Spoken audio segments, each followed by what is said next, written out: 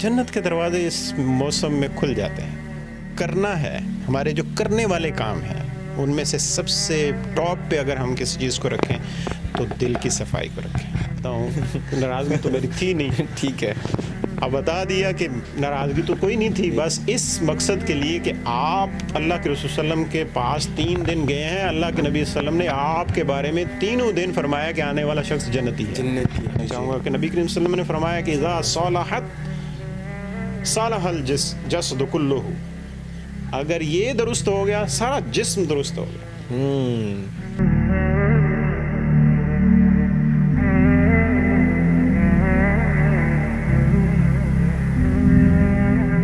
بسم اللہ الرحمن الرحیم. السلام علیکم, میں ہوں آپ کا ہوسٹ احمد اور آپ مجھے رمضان پوڈ کاسٹ میں ملاحظہ فرما رہے ہیں. سب سے پہلے آپ سب کو رمضان کی ڈھیروں خوشیاں مبارک ہو. یہ پوڈ کاسٹ ہماری یکم رمضان سے لے کر چاند رات تک آپ اسی چینل پر دیکھیں گے. اس پوڈ کاسٹ کا بنیادی مقصد اپنی پریشانیوں کو قرآن و سنت کی روشنی میں کس طرح ہم حل کریں گے اور اپنی دنیاوی زندگی کو قرآن و سنت کی روشنی میں کس طرح ڈھالیں گے, اس سب کے لیے ہمارے ساتھ موجود ہیں ایک سینئر پروفیسر جو کسی تعارف کے محتاج نہیں. ہمارے ساتھ موجود ہیں ڈاکٹر امتیاز صاحب. السلام علیکم سر. وعلیکم السلام ورحمۃ اللہ. تو سب سے پہلے تو آپ اپنا تعارف خود کروائیں, دیکھنے والوں کو بھی اور ہمیں بھی. بسم اللہ الرحمن الرحیم. تھینک یو سو مچ احمد, آپ کا بہت شکریہ. میرا نام ڈاکٹر امتیاز احمد. ایکسپیرینس کی بات کریں اگر ایجوکیشن کے پوائنٹ آف ویو سے تو قرآن و سنت کے ساتھ جو میرا جڑا رہنا ہے وہ تو ڈیفینیٹلی الحمدللہ اللہ کے فضل ہے کہ بچپن سے ہی ہے. جہاں تک تدریس کی بات اگر کریں تو تدریس میں نے 2009 سے آن ورلڈ الحمدللہ قرآن و سنت کے ساتھ لگا ہوا ہوں. نہ صرف ملک پاکستان کے اندر بلکہ انٹریکشن رہا ہے فارن اسٹوڈنٹ کے ساتھ بھی. 2009 سے آن ورلڈ میں قرآن ایک اکیڈمی میں نے بنائی, اس پہ میں آج تک ابھی بھی میرے ساتھ اسٹوڈنٹس ہیں جو انٹرنیشنل اسٹوڈنٹس ہیں جن کے ساتھ قرآن کے حوالے سے اللہ نے یہ مجھے توفیق دی کہ میں یہ کر رہا ہوں. اور ڈفرینٹ یونیورسٹیز کے اندر ڈفرینٹ کالجز کے اندر میرا پڑھانے کا ایکسپیرینس رہا ہے. بالخصوص اگر میں اسلام آباد کی بات کروں تو چونکہ میں 2012 میں اسلام آباد چلا گیا تھا, یونیورسٹیز کے اندر بحریہ کالج ہو گیا, جناح مسلم کالج ہو گیا, بحریہ university, year university, NDU, Quaid Azam university, نول یونیورسٹی, اور پھر 1 سال میرا جو ہے وہ وہاں سے موو کیا میں نے اور اوکاڑا یونیورسٹی وہاں چلا گیا, اور پھر دوبارہ میں نے آ کے دوبارہ اسلام آباد میں نمل یونیورسٹی کو جوائن کر لیا. بالخصوص اسلامک اسٹڈی کے ساتھ میرا تعلق تھا تو اسلام کے ساتھ رہا. ٹھیک ہے, ماشاء اللہ سر نے اپنا تعارف تو بہت اعلیٰ اور زبردست کروایا. آج کا جیسے کہ آج ہمارا پہلا رمضان ہے اور آج کا ہمارا جو ٹاپک ہوگا وہ رمضان کے متعلق ہی ہوگا. ہم رمضان کی اہمیت, فضیلت اور اس کے آداب جانیں گے اور اپنی زندگی کے اوپر تھوڑی سی روشنی بھی ڈالیں گے کہ ہم اپنا رمضان کس طرح گزارتے ہیں اور ہمیں اپنا رمضان کس طرح گزارنا چاہیے. تو سر سب سے پہلے تو سوال یہ ہے, ہماری زندگی میں رمضان کی کیا اہمیت ہے, ذرا اس کے بارے میں تھوڑی سی روشنی ڈالیے گا. تھینک یو سو مچ احمد. بات یہ ہے کہ رمضان ہماری زندگی کے اندر آیا ہے اور یہی ہمارے لیے بہت اہمیت کی حامل بات ہے, کیونکہ رمضان المبارک یہ ایسی عظیم چیز ہے, عظیم تحفہ ہے. اگر میں اس کو نبی کریم صلی اللہ علیہ وآلہ وسلم کے فرمان سے ریلیٹ کر کے اس کو تھوڑا کنکلوڈ کر کے آپ کے سامنے رکھوں تو نبی رحمت صلی اللہ علیہ وآلہ وسلم کے سامنے صحابہ رضوان اللہ علیہ مجمعین کی ایک پکچر آتی ہے کہ 2 صحابی جو ہیں وہ ان کا انتقال ہوا اور ایک جو ہے وہ شہید ہو گیا اور اس کی ڈیتھ 1 سال پہلے ہوگی. ایک جو ہے وہ تھوڑا نارمل زندگی تھی اور اس کی جو وفات ہے وہ بھی شہیدوں میں نہیں, ایک نارمل طبی موت جو ہے وہ فوت ہوئے. یہ دونوں صحابہ رضوان اللہ علیہ مجمعین کو کے بارے میں آتا ہے کہ ایک صحابی نے جب ان کو دیکھا خواب میں تو وہ ان کی خواہش ہوئی کہ وہ ایک اندر سے جنت میں بلا رہے ہیں کہ آپ اندر تشریف لائیں. تو یہ جو پہلے فوت ہونے والے ہیں جس کو کہا کہ وہ پہلے فوت ہوئے اور وہ شہید تھے, اور دوسرے جو فوت ہوئے وہ تبھی فوت ہوئے تھے، وہ بعد میں فوت ہوئے تھے. تو جو بعد والا ہے فوت ہونے والا، وہ پہلے کو جنت میں دعوت دے رہا، آپ آ جائیں اندر. اچھا. تو وہ اس کو دعوت دے رہے ہیں کہ آپ اندر تشریف لائیں. وہ اندر گئے تو وہ دوسرے صحابی جنہوں نے خواب دیکھ رہے تھے وہ کہہ رہے ہیں کہ میں نے بھی کوشش کی کہ میں بھی اندر داخل ہوں. تو انہوں نے کہا ابھی آپ ادھر ہی رہیں، کیونکہ وہ زندہ تھے، کہ ابھی آپ کا ٹائم نہیں ہے. تو یہ بات انہوں نے لوگوں کے ساتھ شیئر کی کہ اس طرح سے میں نے خواب دیکھا. انہوں نے کہا لوگ بھی بڑے حیران ہوئے کہ بعد میں فوت ہونے والا جو ہے وہ پہلے جنت میں جا رہا ہے، اور جو پہلے فوت ہونے والا ہے وہ بعد میں جا رہا ہے، اور وہ دوسرے کو لے کے جا رہا ہے. اس چیز کا اظہار انہوں نے نبی کریم صلی اللہ علیہ وسلم سے کیا. تو آپ صلی اللہ علیہ وسلم نے ارشاد فرمایا کیا اس چیز کی آپ کو تعجب ہو رہا ہے؟ انہوں نے عرض کیا، صحابہ نے عرض کی یا رسول اللہ ہاں تعجب کی بات ہی ہے، حالانکہ ہونا یہ چاہیے تھا کہ شہید جو ہے وہ پہلے جاتا اور پہلے فوت ہوا ہے وہ پہلے جاتا اور دوسرے بعد میں جاتا. بالکل. لیکن وہ پہلے جا رہے. تو آپ صلی اللہ علیہ وسلم نے فرمایا تعجب کی کوئی بات نہیں ہے، اس کی زندگی میں ایک رمضان آیا. ماشاء اللہ، زبردست. ٹھیک. اور اس نے اس رمضان میں روزے رکھے، ماشاء اللہ، اس میں اللہ کی عبادت کی، تو اس وجہ سے اس کی فضیلت اس سے بڑھ گئی. ٹھیک ہے. اور دوسری بات یہ ہے کہ جہاں فضیلت کی بات کرتے ہیں، ہم اہمیت کی بات کرتے ہیں، رمضان المبارک کی اہمیت کی بات کرتے ہیں، تو یہی پیغام ہمیں وہاں سے ملتا ہے کہ فتحت ابواب الجنہ، جنت کے دروازے اس موسم میں کھل جاتے ہیں. اور غلقت ابواب جہنم، جہنم کے دروازے رمضان میں بند ہو جاتے ہیں. تو اس سے بڑھ کے اور فضیلت کیا ہو سکتی ہے؟ زبردست زبردست. ڈاکٹر امتیاز نے بہت زبردست اس کی اہمیت اور فضیلت بیان کی ہماری زندگی میں. لیکن ایک سوال ادھر بھی ہے، لیکن ہم کس طرح اس کو اپناتے ہیں اپنی زندگیوں میں؟ ہم ایک انسان ہیں، اشرف المخلوقات ہیں، لیکن ہم سے چھوٹے بڑے گناہ ہو جاتے ہیں. یہ جانتے ہوئے بھی کہ رمضان ہے اس چیز کا خیال نہیں رکھتے. تو اس کے بارے میں بھی کوئی حدیث ہے کہ اگر ہم سے کوئی گناہ ہو جائے؟ دیکھیں، جہاں اس کی فضیلت جب ہم مان چکے ہیں کہ اس کی بڑی اہمیت ہے، رمضان کی بڑی فضیلت ہے، تو ہمیں ظاہر ہے کہ ہمیں یہ بھی دیکھیں جب فضیلت والی چیز آپ کے پاس آ گئی ہے تو پھر اس کا ادب و احترام بھی اسی طریقے سے ضروری ہے. اس کے اندر ظاہر ہے کہ اگر اس کا ہمیں بینیفٹ مل رہے ہیں تو اس کے نقصانات بھی اتنے ہی ہو سکتے ہیں.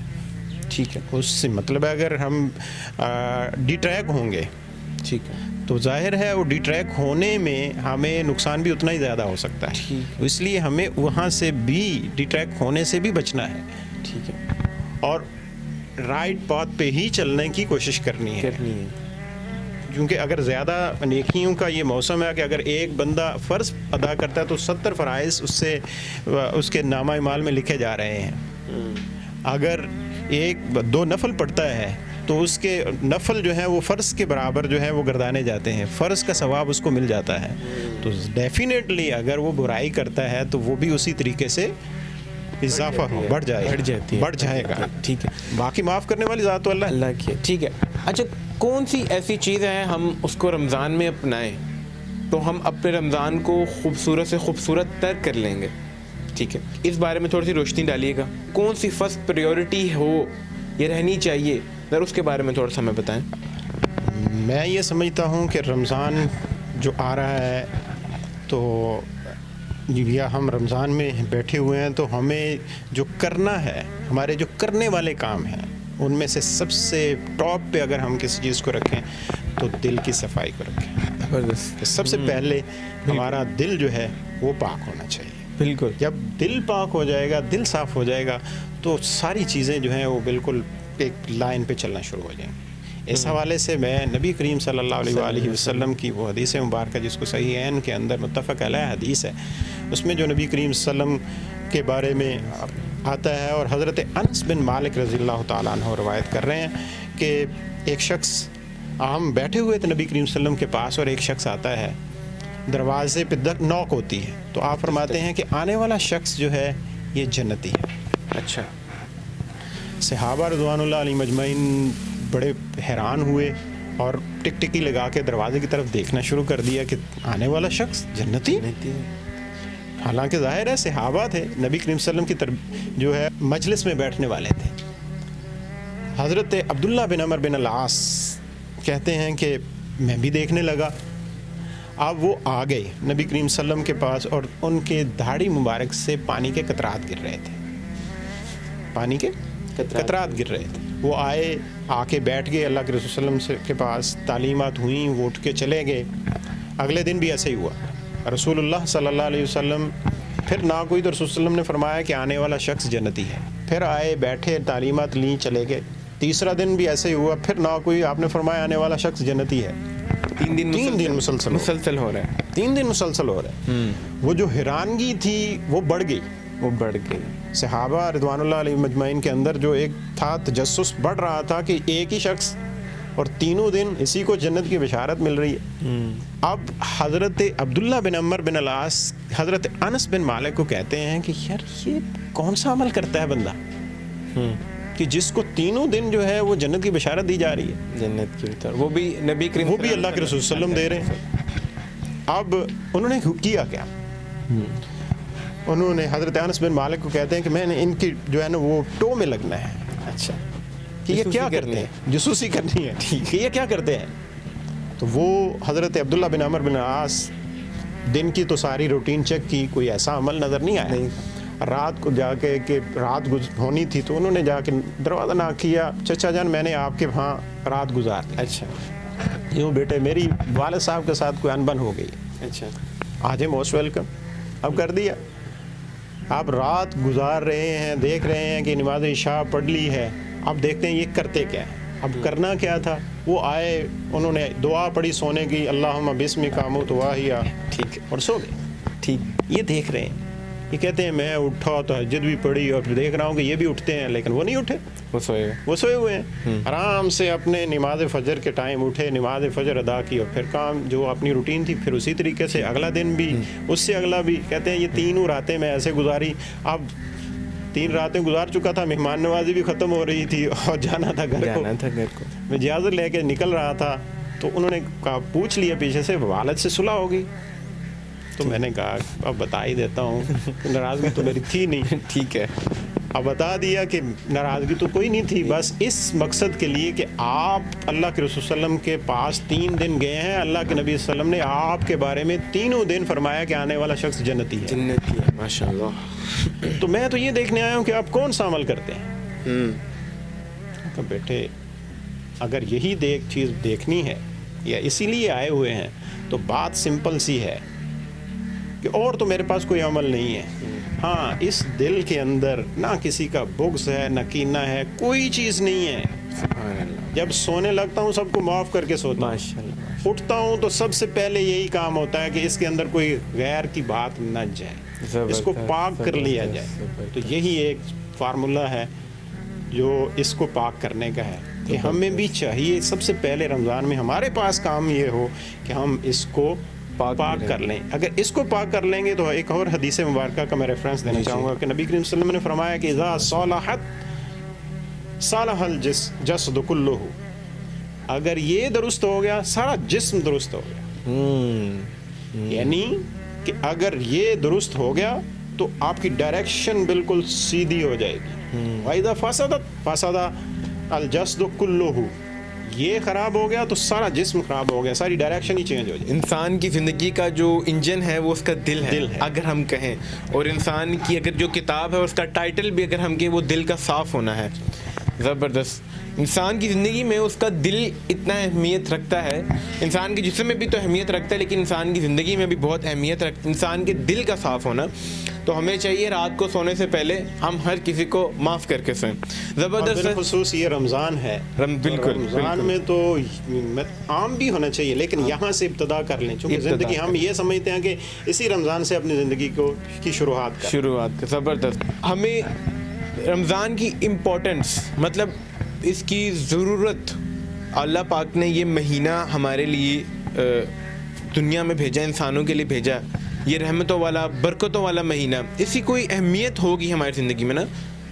دیکھیں احمد, اس کی اہمیت کو ہم اگر قرآن سے دیکھتے ہیں تو شہر رمضان الذی انزل فیہ القرآن, اس سے بڑی اہمیت میں سمجھتا ہوں کوئی ہے ہی نہیں جو قرآن نے بیان کر دی. قرآن کہتا ہے یہ وہ مہینہ ہے جس کے اندر قرآن نازل کر دیا ہے. ماشاء اب جس کے اندر قرآن نازل ہو, زبردست. اور قرآن ہے کیا؟ یہ کوڈ آف لائف ہے کہ نہیں؟ یس بالکل بالکل, کوئی یہ شک ساری زندگی کے دھاروں کو بدلنے کے لیے اگر کسی کے پاس کوئی چیز ہے, کسی کے پاس, تو وہ قرآن مقدس ہے. تو اس سے بڑی کوئی, میں سمجھتا ہوں کہ اس سے بڑی کچھ اہمیت ہو ہی نہیں سکتی کہ جس کے اندر قرآن کریم نازل. اور پھر اگر ہم اسی کی بات کریں, اسی کے اندر قرآن کریم کے ہم سورہ قدر پڑھتے ہیں تو انا انزلناہ فی لیلۃ القدر, آگے چل کر کے فی لیلۃ القدر وما ادراک ما لیلۃ القدر لیلۃ القدر خیر من الف شہر. اس کی ایک رات 1000 مہینوں سے بہتر ہے. بہتر ہے. تو اس سے بڑی اور کیا فضیلت ہو سکتی ہے کہ جس کا ایک ایک لمحہ 1000 سالوں پہ محیط ہے. زبردست. ایک طرف 1000 سال گزر رہے ہیں اور ایک طرف رمضان کی ایک ساعت اور ایک گھڑی گزر رہی ہے. زبردست زبردست, بہت اعلیٰ بہت اعلیٰ. اچھا, ہمارے پاس ایک سوال ادھر ہے لیکن وہ ہم نہیں پوچھیں گے. وہ سوال یہ ہے کہ باقی جتنے بھی مہینے اللہ پاک نے فرشتوں کو کہا کہ آپ ان کے نام رکھو, لیکن رمضان کا وہ واحد مہینہ ہے جو اللہ پاک نے خود نام رکھا. اس کے نام کے پیچھے کیا حقیقت ہے اور کیا فضیلت ہے وہ ہم کسی دن سر اور اس پہ بات کریں گے. لیکن جتنا آپ نے سمجھایا اور جتنا آپ نے بتایا, میرے خیال سے ہم انسانوں کے لیے بلکہ مسلمانوں کے لیے یہ رمضان ایک تحفہ, ایک بہت بہت قیمتی تحفہ ہے جس کی ہم اگر پوری زندگی بھی قیمت کا اگر اندازہ لگائیں تو شاید سر اندازہ نہ لگا پائیں. تو سر بہت آپ کا شکریہ, آپ کے ٹائم کا شکریہ. انشاءاللہ پھر ایک نئے ایپیسوڈ کے ساتھ ملاقات ہوگی. تب تک کے لیے مجھے اجازت. اللہ حافظ.